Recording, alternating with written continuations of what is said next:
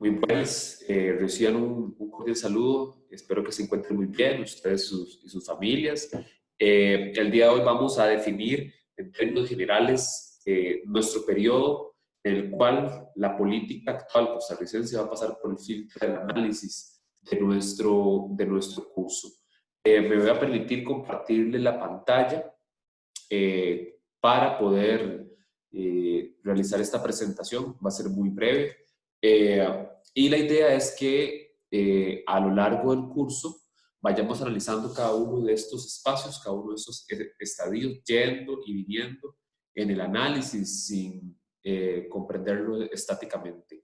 Es muy complicado hacer una ruptura temporal cuando comprendemos que la historia y la política en su generalidad no está diseccionada por épocas ni por años, sino como lo expliqué anteriormente, son procesos acumulativos de los fenómenos sociopolíticos. Sin embargo, para efectos y precisión de este momento, se nos hace importante empezar con un primer periodo, que es el que estoy señalando en estos instantes, que es el periodo de 1986 a 1998, donde se instaura un modelo. Aquí hay una pequeña y gran fractura a nivel sociopolítico, y es que asistimos a esta coyuntura a una ruptura del modelo económico. Costa Rica, posterior a la Guerra Civil de 1948, y fundamentalmente en el periodo comprendido desde la década de los 50, 60, 70, estructura un modelo de desarrollo que se puede denominar de distintas maneras. En lo social, un modelo de desarrollo que tiende a la lógica de un estado de bienestar, a la generación de un empleo, vinculado casi siempre al aparataje institucional, crece nuestro volumen de empleo público, hay un desarrollo medianamente industrializador en el país, muy de corte cepalino o desarrollista, y este modelo de una u otra manera genera un auge institucional, genera un auge político vinculado fundamentalmente al Partido Liberación Nacional, pero con la fragmentación de los distintos partidos en menor medida derivados de la guerra del 48, por ejemplo, la Unión Nacional, o bien los vinculados al sector social cristiano.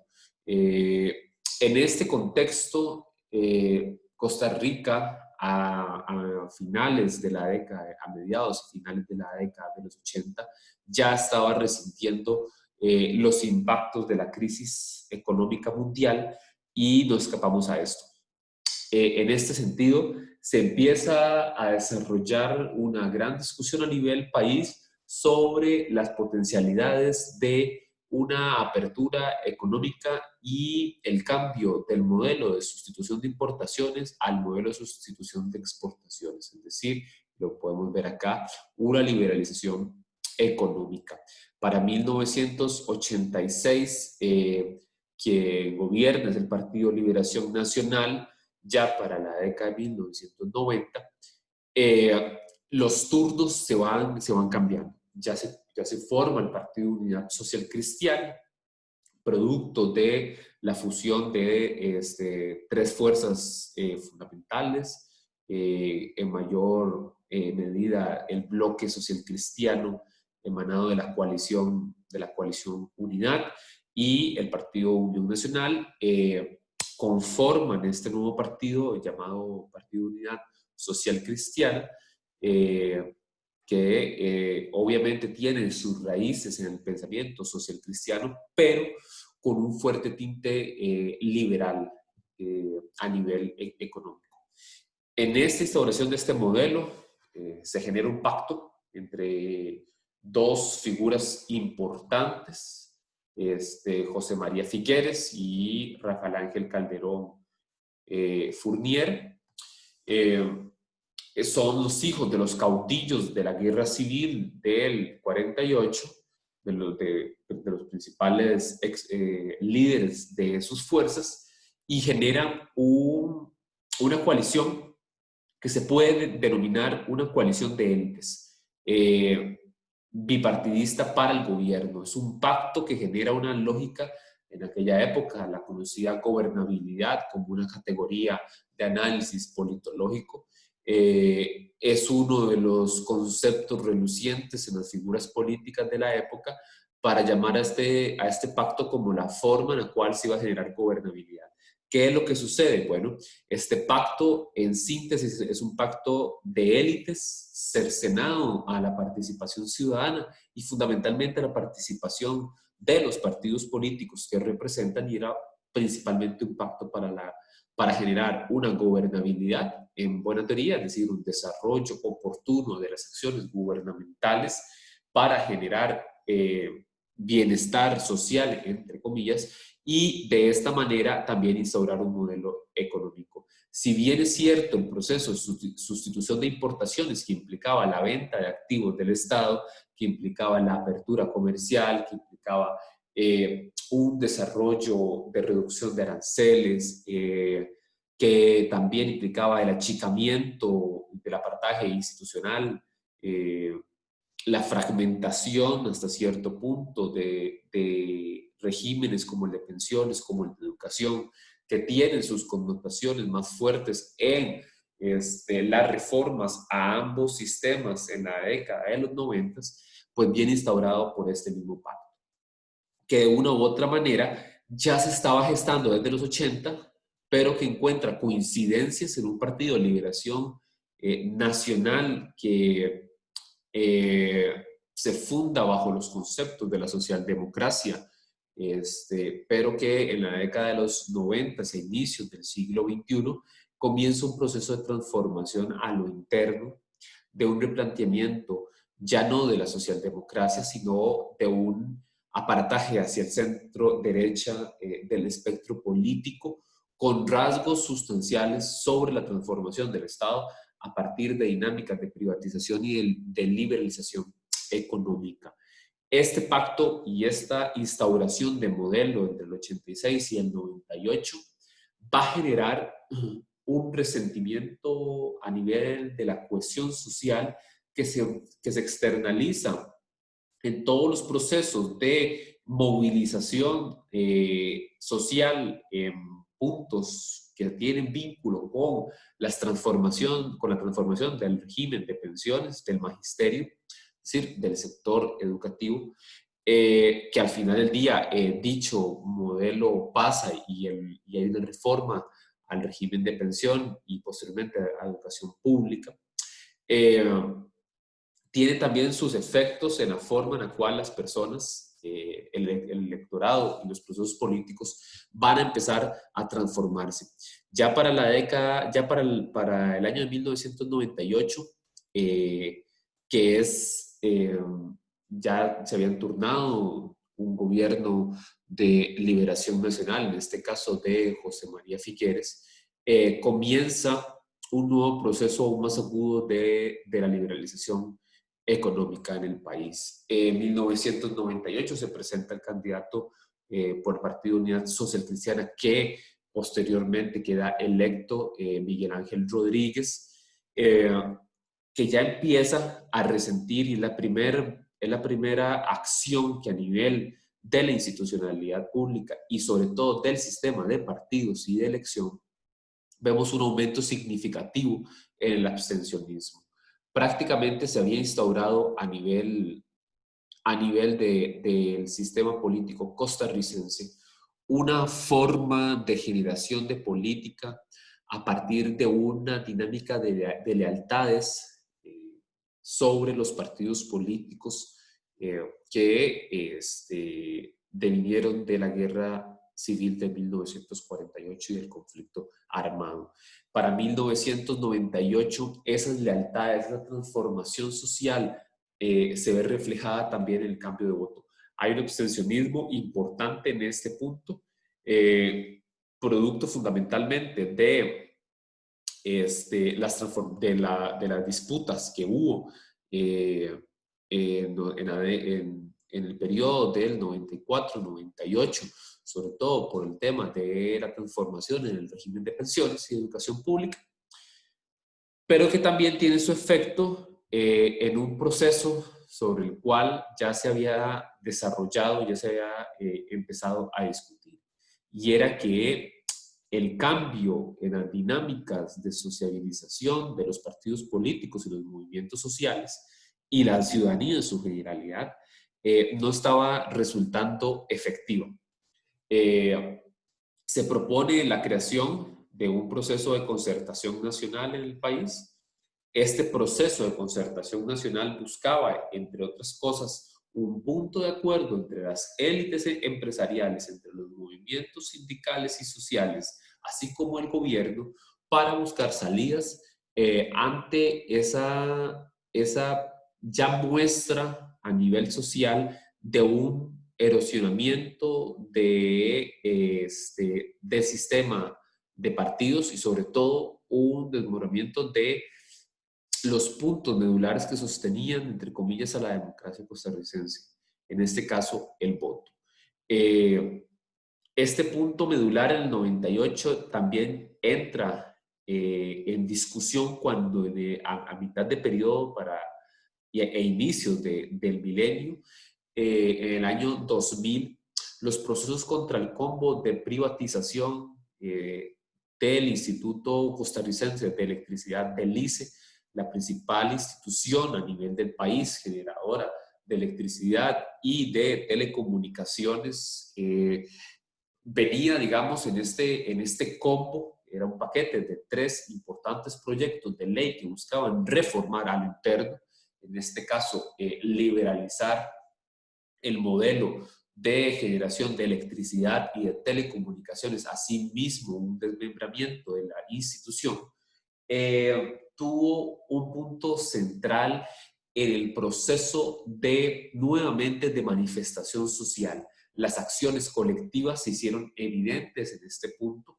Hubo un resurgimiento después de lo que se llamó una derrota de los movimientos sociales y sindical por el tema del régimen de pensiones en 1995-96, que para el año 2000 encuentra un resurgimiento, pero esta vez una connotación diferenciada. Ya no era meramente un movimiento sindical, ya había una connotación diferenciada en el tanto la ciudadanía busca la manera de proteger el Instituto Costarricense de Electricidad ante este proyecto de combo de ICE. Se da una movilización social y un vínculo ciudadano-sindical que tiene, digamos, sus principales raíces en la descentralización de la protesta. Se da una descentralización de la protesta ya no en el gran área metropolitana, sino prácticamente todo el país, con puntos de desarrollo, de cierre de vías, de movilización social, de consigna, de articulación. Y ese es el principal componente que hay a nivel del desarrollo de lo que podría denominarse el inicio de un vínculo entre el movimiento sindical y las bases más de índole comunitario que posteriormente para la lucha contra el PLC fueron centrales.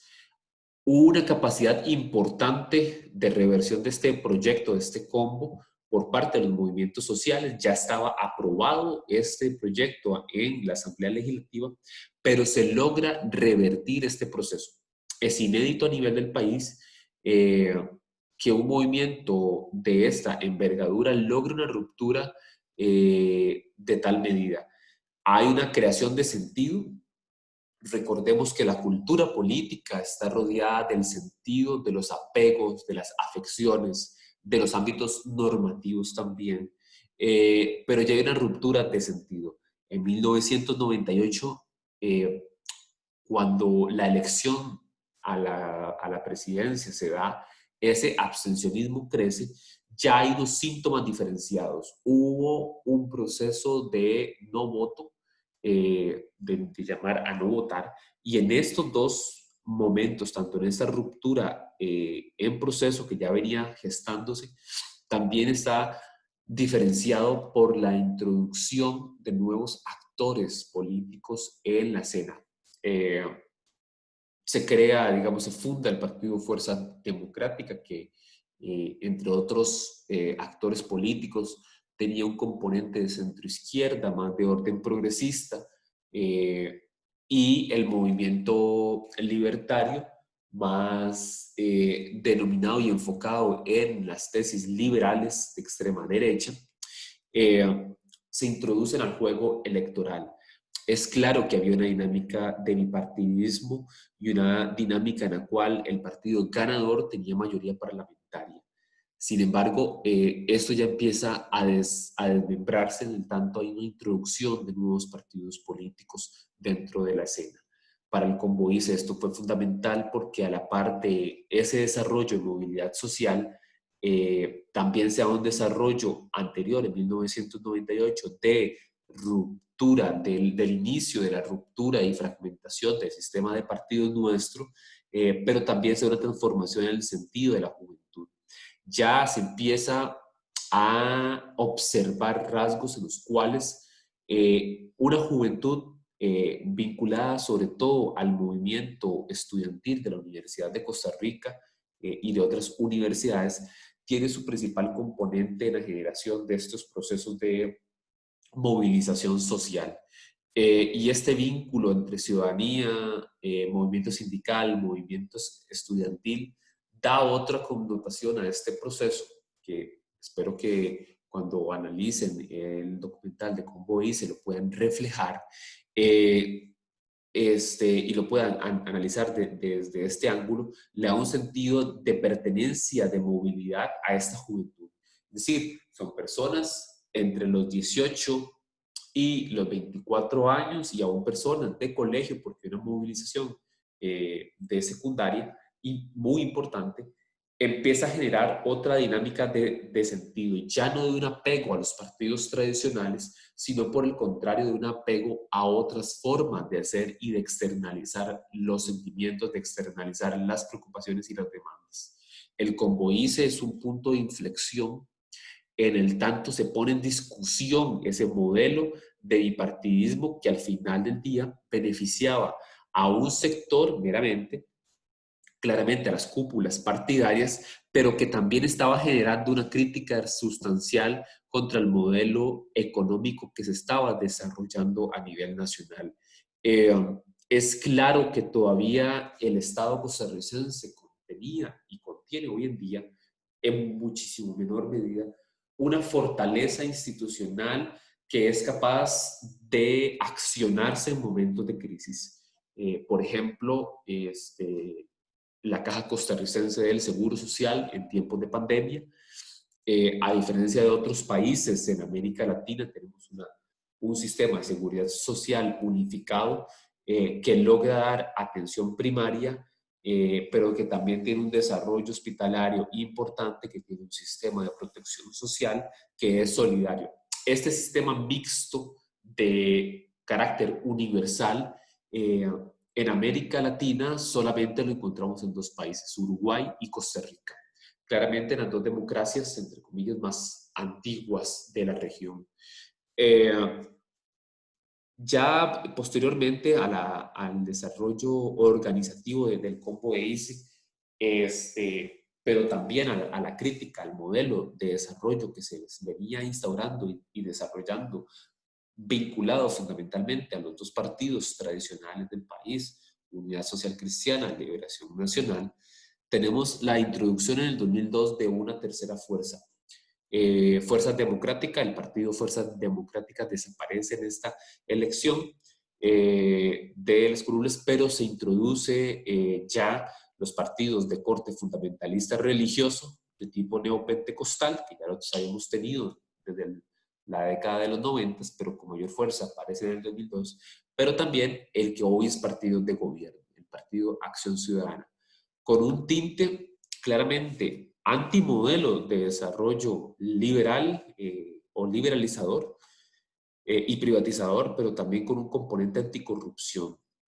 Los casos de corrupción dentro del sistema público costarricense vinculados al bipartidismo eran conocidos a viva voz y resonados al punto que 3 presidentes fueron acusados de actos importantes de corrupción y 2 de ellos procesados penalmente. Este proceso de instauración de patrones posterior a la ruptura de los procesos, donde ya vimos se instauró un modelo, pero se rompe ese mismo modelo y se instauran nuevos patrones. Hay una ruptura ya del bipartidismo para esta época, ya para el 2002, con la introducción del PAC a escena electoral, se rompe el sistema bipartidista, se siguen manteniendo claramente hegemónicos en su desarrollo, pero ya no únicos. Hay una fragmentación parlamentaria un poquito más aguda, ¿verdad? Ya se empiezan a aparecer de 2 a 3 partidos y prácticamente desde el 2002 hasta el 2010 tenemos esta connotación en la cual el número efectivo de partidos es sostenido, pero se incrementa poco a poco. Prácticamente de 2.98, 2.60 es el número efectivo de partidos en esta época. Para el 2010 ya hay una ruptura de 3.6, para el 2014 ya llegamos a 4.9 como número efectivo de partidos dentro de la Asamblea Legislativa. Tenemos una fragmentación también en las disputas de sentido de este modelo. Hay una propuesta que contrarresta este efecto que contiene, pero que también contiene un clamor popular anticorrupción que no se había visto con anterioridad. Es decir, se crea un nuevo núcleo de sentido, vinculado sobre todo, como ya les mencioné, al partido Unidad Social, perdón, al partido Acción Ciudadana. Pero también es en esta época, entre el 2002 y el 2006, donde podemos ubicar el inicio y el preámbulo de 2 importantes disputas. La primera, en ese sentido, es la reelección, que esto pasó por el orden institucional meramente, la reelección presidencial, que en Costa Rica hasta la época no estaba permitido constitucionalmente, pero hay un proceso en la sala constitucional del país para poder revertir dicha normativa. En este sentido, liderado prácticamente por el expresidente Óscar Arias Sánchez, quien fue presidente entre 1986 y 1990, logra generar los cambios y logran modificar a nivel de la sala constitucional la reelección. ¿Por qué este punto es muy importante? Bueno, para el 2000, entre el 2002 y el 2006, el Tratado de Libre Comercio entre Costa Rica, Centroamérica, Estados Unidos y República Dominicana se estaba desarrollando en procesos desde Washington. Este proceso era condicionante. En el tanto, en los tratados de libre comercio, tal cual los venía planteando Estados Unidos, tenían, entre otras funciones, generar un control económico y un control geoestratégico en el espacio centroamericano y de República Dominicana. El Tratado de Libre Comercio buscaba, obviamente, la reducción de los aranceles, buscaba una liberalización también impositiva, cambios en los sistemas de inversión costarricense y cambios en las matrices productivas de nuestro país. Ya habíamos transformado nuestra matriz productiva. Ya Costa Rica, a partir de la década de los 90, no solo producía y exportaba café y banano, sino que también se convirtió en un productor de postres. ¿Qué es lo que quiere decir esto? Bueno, Costa Rica empezó a producir piña, a producir palma africana, a exportar banano.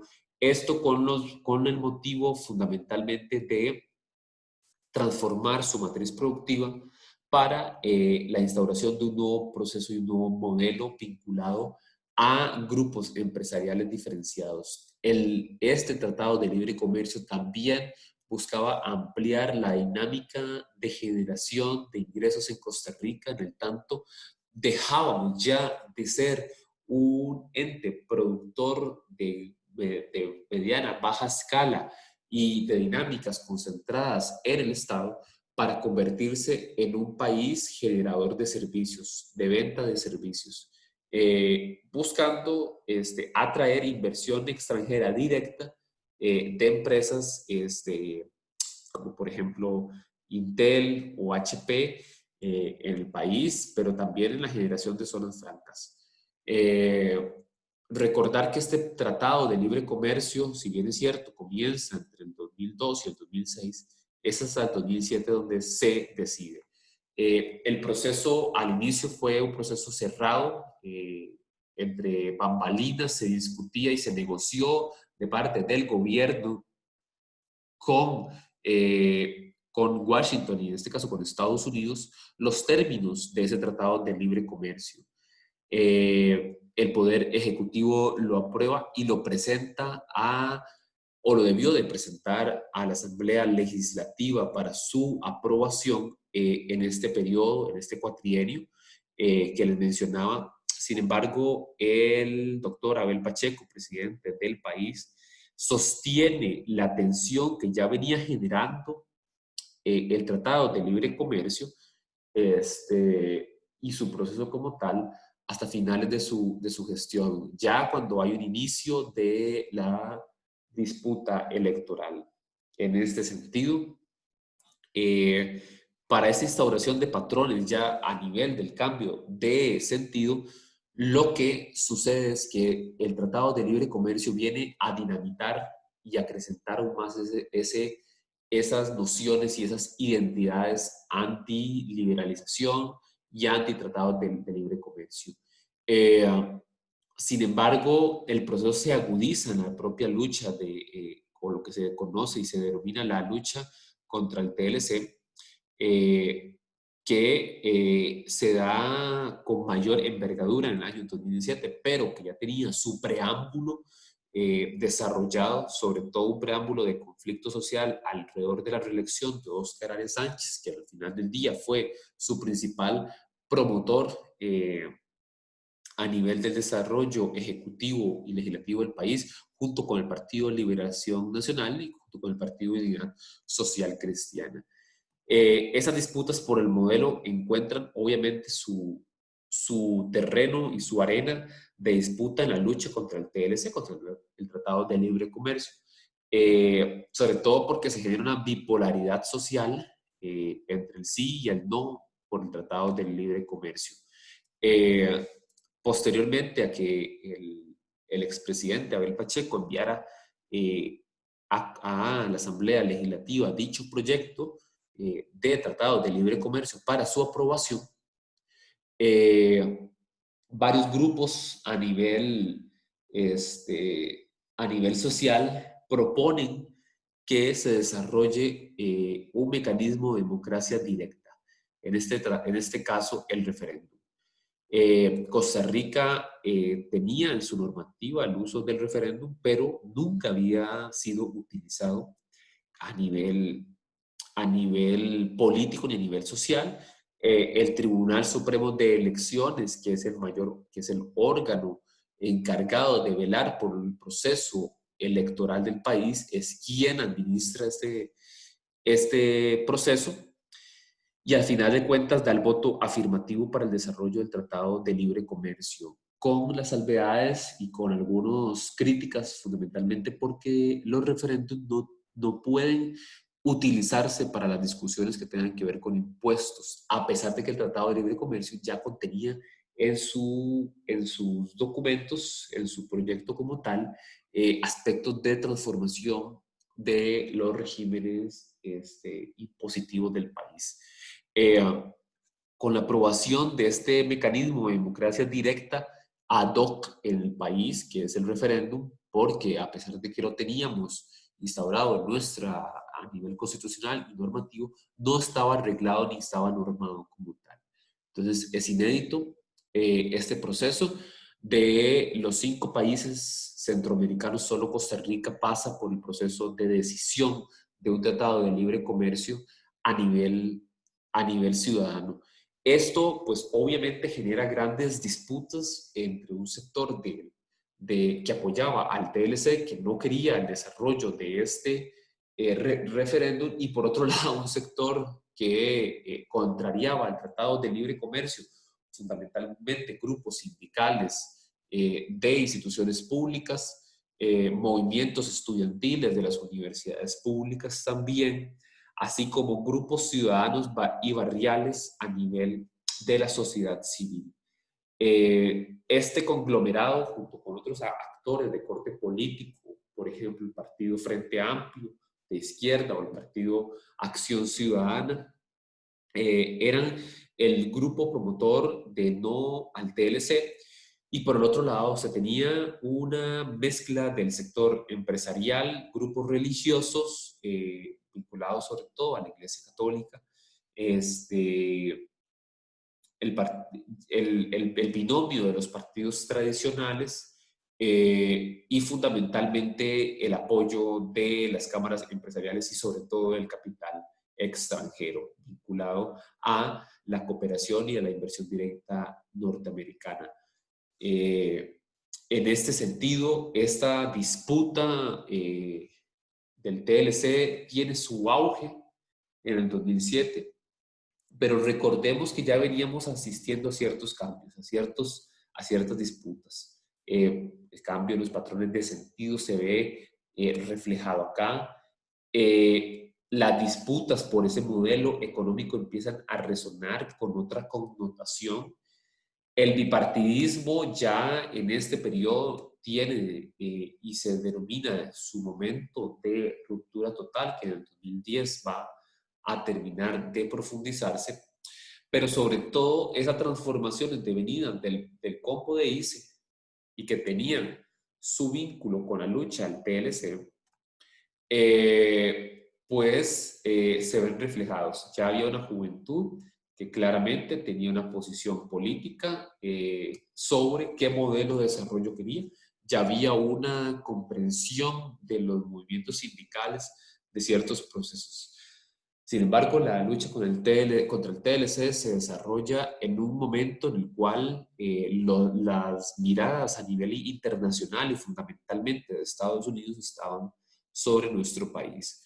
En este sentido, hay una ruptura en los espacios de diálogo prácticamente y por eso es que hay un uso o lo que se podría denominar un vínculo fundamental con el tema de la bipolaridad social que llega a su clímax en el mes de octubre del año 2007, cuando se vota dicho tratado a nivel del referéndum. Y en este caso, el grupo ganador fue el sí al TLC, con el gane de este grupo sobre el no al TLC o sobre el grupo denominado no TLC, es que se da una aprobación a nivel ciudadano por un margen mínimo de votos. De una u otra manera, hay voces que reclamaban un fraude en el proceso del del referéndum por tratado de libre comercio, pero también lo cierto es que hubo un golpe letal al movimiento social en su generalidad posterior a esta derrota de lucha contra el TLC. Esta derrota social tiene también su reflejo en que la disputa por el modelo económico de una u otra manera había desarrollado un ganador, un vencedor.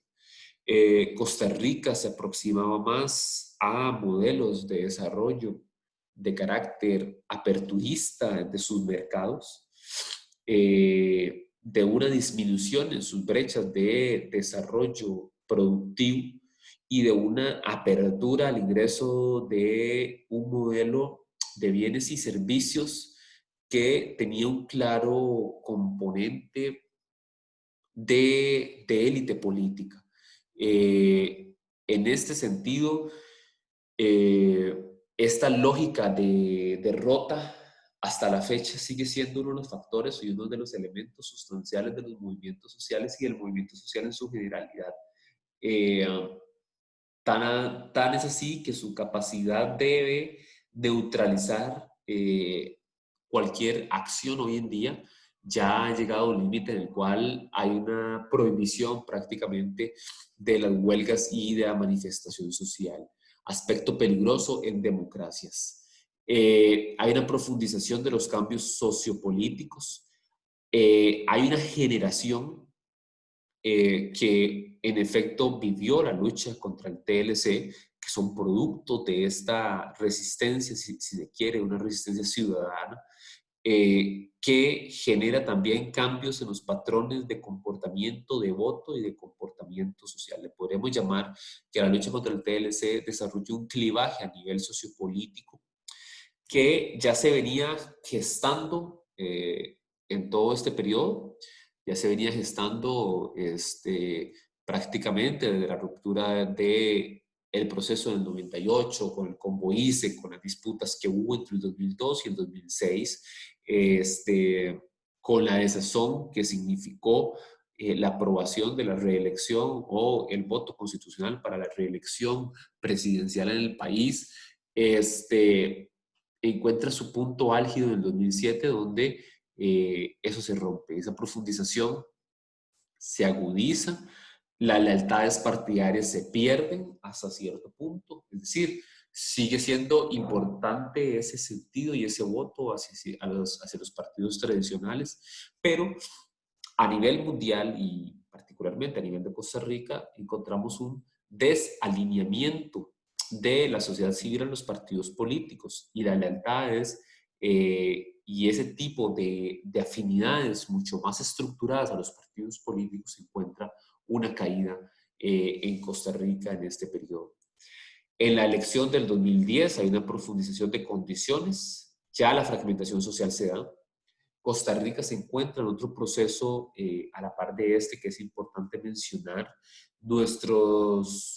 Conforme iban pasando los años, nuestros modelos de desarrollo iban también generando un ensanchamiento de las brechas de desigualdad social, es decir, las personas de más ingresos iban teniendo mucho más ingresos que las personas de menor ingreso económico. Hay una acumulación de riqueza en ciertos sectores, o la hay hoy en día con mayor profundidad que antes. Los números de pobreza y pobreza extrema se sostuvieron sin la capacidad de un país de reducirlo o de generar condiciones diferenciadas, sino se veía con una peligrosa y trágica mirada el tema de sostener la pobreza, de dejarla estática en un 20%, con lo que significa esto en términos de personas y de la calidad de vida de estas personas. Hay una dislocación de los ejes de sentido. Digamos, ya las disputas por el tema de el modelo de desarrollo, el tema de los servicios públicos, los escándalos de corrupción y demás, encuentran otro sentido, que es el tema de la seguridad, inseguridad en el país. El gobierno o la campaña de Laura Chinchilla, expresidenta del país, giró en torno al tema de seguridad, sobre todo porque ya este periodo de lucha por todo el tema del modelo económico y del modelo estatal había encontrado su punto de quiebre en la derrota que sufre el nodo al TLC. En este sentido, cuando se ingresa al proceso del 2010, hay un respaldo importante de voto a Laura Chinchilla. Era la primera vez que una mujer en el país optaba por la presidencia.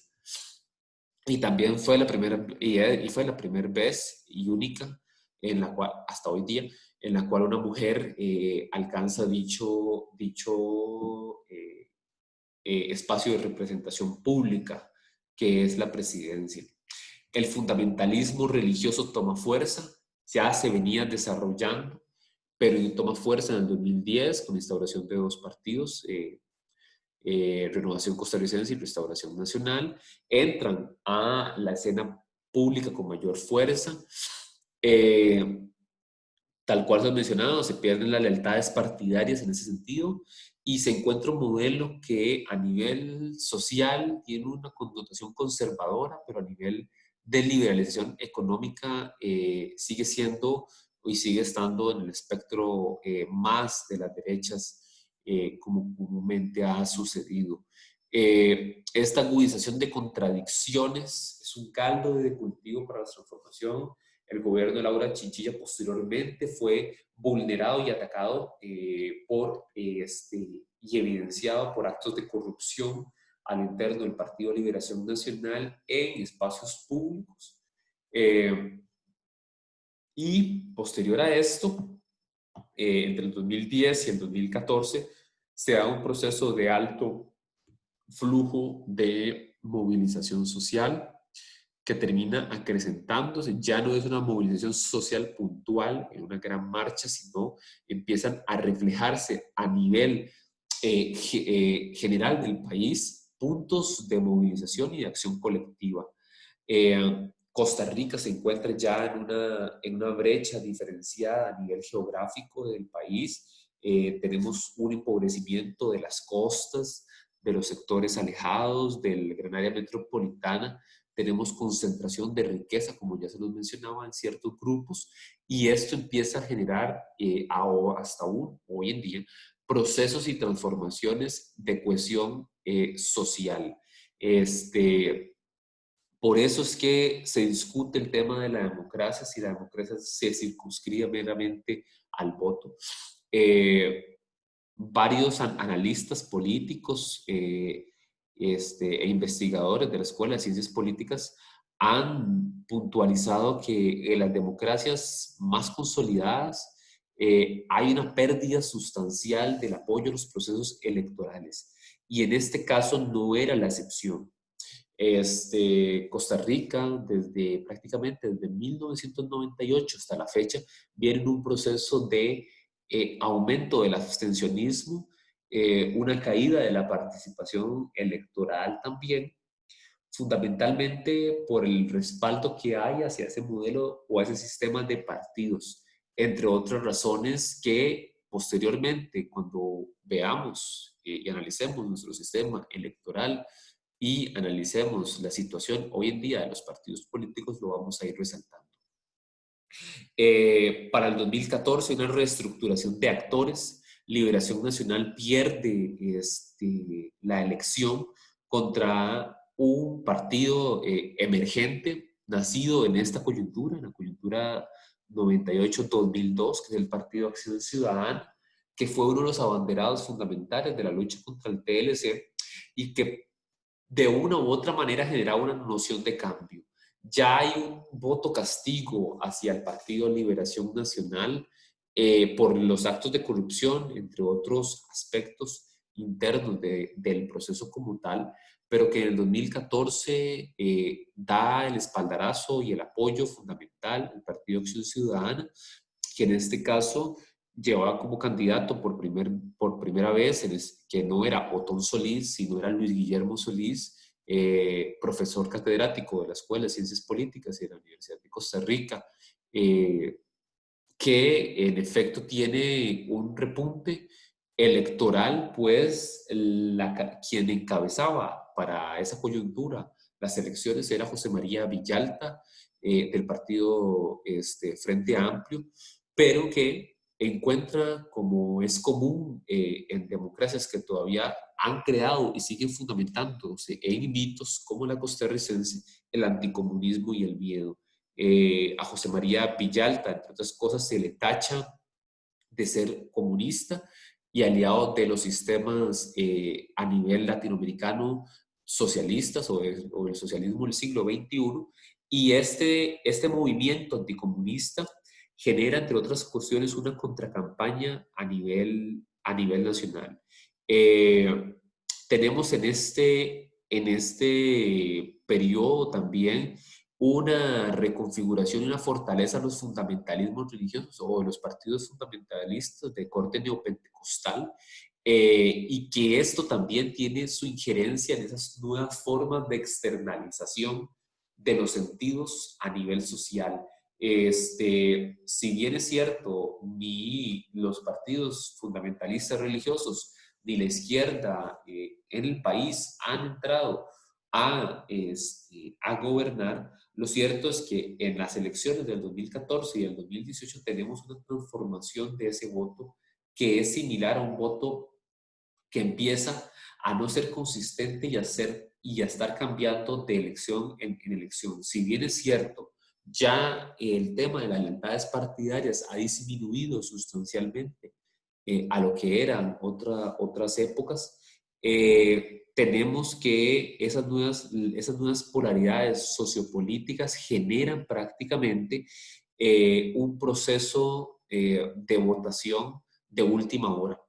El voto de última hora y la decisión final pasa también por una ruptura de sentido y por una indecisión a nivel de quién es la persona que debe ocupar a nivel ejecutivo la presidencia del país. En este sentido, para el 2014, de forma sorpresiva, al final de la carrera electoral, Costa Rica tiene sus votaciones cada 4 años, el primer domingo de febrero de cada 4 años. Eh, Prácticamente que en esa semana anterior el 7 de febrero, que cayó dicho proceso electoral, eh, Luis Guillermo Solís del Partido Acción Ciudadana repunta de forma sorpresiva. Hay un voto silencioso. Este voto silente en cada elección se acrecenta aún más, principalmente porque el desalineamiento a los partidos políticos es mucho mayor y porque también ese voto de última hora está condicionado a las capacidades que los partidos políticos tengan para reconfigurarse. En ese sentido, José María Villalta, que iba contra el candidato de Liberación Nacional, encabezando, que en este caso era el alcalde de San José hoy en día, Johnny Araya, queda de tercer lugar José María Villalta y Guillermo Solís sube al primer lugar. Este proceso es inédito también porque de una u otra manera la elección de por quién votar es modificada en las últimas horas de voto de las personas. El fenómeno de voto del PAC es un fenómeno que se viene estudiando poco a poco y que lo vamos a analizar, pues vamos a ver casi que fundamentalmente lo que ha sucedido en los últimos 4 años del 2017, 2018 a la época, pero que para el 2014 encuentra un quiebre importante. A manera general, este es el encuadre sobre el cual vamos a estar discutiendo. Es importante que este encuadre quede bastante claro. Si hay alguna duda, alguna consulta, yo voy a estar a toda disposición para resolver. No entré a analizar cada uno de los espacios en su puntualidad, sino más bien hacer un recorrido sobre el cuál va a ser ese marco de coyuntura que vamos a estar analizando en el curso. Y prácticamente, si bien es cierto, no nos vamos a volver hasta 1986, lo cierto es que los cambios que se han suscitado en estos años, sobre todo en el 86-98, en el 98, entre el 2002, 2006, 2007, y los procesos que han ido generando es lo que hoy podríamos denominar la coyuntura que responde a la política actual costarricense. En este sentido, es una reestructuración de los actores bajo un mismo escenario. Es importante mencionar que ante la crisis del COVID-2019, este imaginario de análisis también tiene que verse transformado. Ya no van a ser los mismos patrones consistentes y eso es un aspecto que obviamente no se ha estudiado con profundidad, pero las condiciones socioeconómicas y sociopolíticas de hoy en día, de precisamente los últimos 5 meses, van a generar agudas y profundas transformaciones que de por sí ya se venían gestando. Tenemos una persistencia y un aumento del desempleo en el país que no era caso producto del COVID, sino ya venía siendo latente y profundo. Teníamos un déficit fiscal abundante, teníamos una inflación a nivel general bastante alta y sobre todo teníamos una deuda importante a nivel país.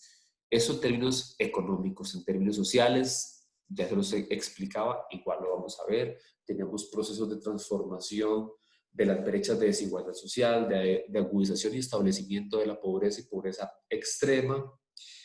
Y tenemos incapacidades para la generación del mismo trabajo o del empleo, y un empleo digno y de calidad. Aunado a esto, tenemos diferencias estructurales a nivel de la recomposición entre los centros y las periferias, entre las costas y el centro del país, entre la zona rural y urbana. Y esto también tiene implicaciones en la forma de la decisión y la construcción de sentido. Vamos a ir analizando paso a paso estos procesos. Acá ustedes pueden ver prácticamente, si empiezo a borrar las líneas que ya había generado, cuál fue el comportamiento de abstención en el país desde 1953 hasta el 2018. Y como pueden analizar y observar, prácticamente es en esta línea, digamos, donde nos encontramos hoy. Costa Rica había estabilizado su abstencionismo prácticamente desde el 58 hasta el 94, 98. Y es acá en el 98 donde hay una escalonada importante. Costa Rica alcanza por primera vez el 30% de abstención, y obviamente tiene sus picos más importantes en el 2002 y tiene otra vez su pico más importante en el 2014. Es decir, a pesar de que Luis Guillermo en su segunda vuelta fue uno de los más votados, tiene, digamos, una importante revelación a nivel de la abstención de las personas, y que para el 2018 hay una leve caída, pero a nivel general la abstención en Costa Rica en abril, en este espacio, es la segunda vuelta en el país.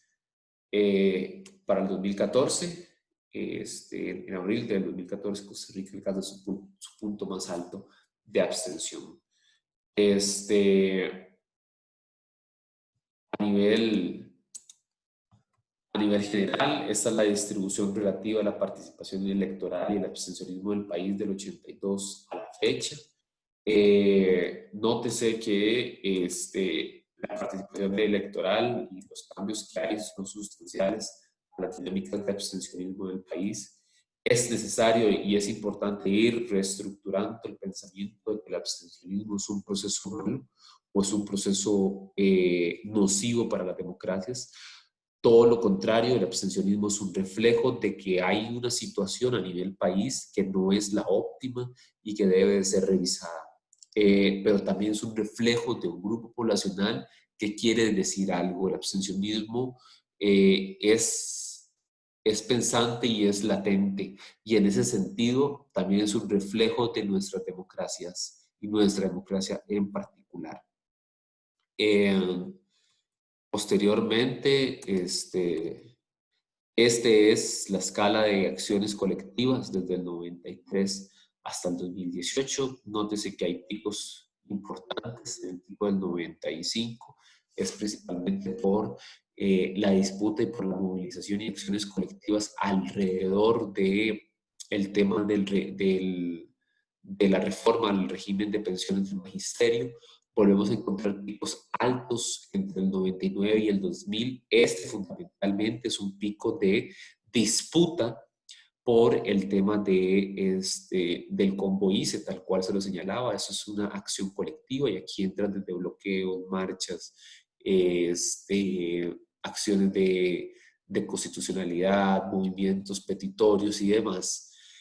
Y Costa Rica vuelve a tener esta escalonada de picos entre el 2010 y el 2014.